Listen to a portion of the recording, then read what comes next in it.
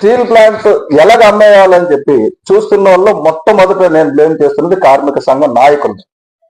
నేను మరింకోసారి చెప్తున్నాను, కార్మిక సంఘ నాయకులు అందరూ తప్పులు చేస్తున్నారు. స్టీల్ ప్లాంట్ లో ఏదో చిన్న union DSC democratic steel employees union లాంటిది, మా గడసాల అప్పారావు గారి యూనియన్ తప్ప అందరూ తప్పులు చేస్తున్నారు.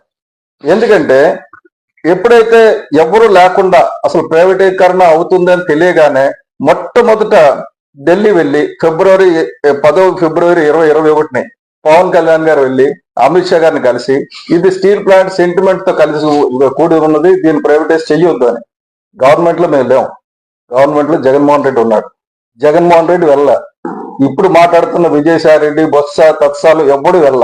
పవన్ కళ్యాణ్ గారు పరిగెట్టుకుని వెళ్ళి దీన్ని ప్రైవేటైజ్ చేయకండి, ఇది సెంటిమెంట్ తో కలిసి ఉన్నది, ఎంతో మంది ప్రాణ త్యాగాలు చేసి 32 మంది ప్రాణ త్యాగాలు చేసి సంపాదించుకున్నది, మిగతా ఇన్వెస్ట్మెంట్ లాగా డిస్ఇన్వెస్ట్మెంట్ లాగా దీన్ని ట్రీట్ చేయకండి అని రిక్వెస్ట్ చేసి వచ్చారు.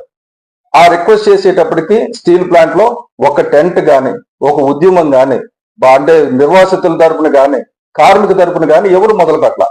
అమ్మో ఒకవేళ ప్రైవేటైజేషన్ ఆగిపోతే పవన్ కళ్యాణ్ గారికి ఎక్కడ క్రెడిట్ వచ్చేస్తుందో అని గబగబా ఆదరాగా సంఘాలన్నీ దుకాణాలు తెరిచి కూర్చున్నాయి. దుకాణాలు, నేను చాలా హార్ష్ పదాలు వాడుతున్నాను, దుకాణాలు తెరిచి కూర్చున్నాయి. కూర్చొని దొంగ ఉద్యమాలు, ఏది సరైన ఉద్యమం కాదు. ఉక్కు నిర్వాసితుల తరపున నిలబడడానికి ఎవరు రాలేదు, ఉక్కు నిర్వాసితులను కూడా మోసం చేశారు అందరు కలిసి. ఉక్కు నిర్వాసితులు కష్టపడుతున్నారు, అప్పటి నుంచి ఈ రోజు వరకు కష్టపడుతున్నారు. వాళ్ళని పక్కకు తోసేసి కార్మిక సంఘాలు దూరిపోయి వీళ్ళే పెద్దల కింద, వీళ్ళే పెద్ద టెంట్ కింద పెట్టుకుని నడిపారు.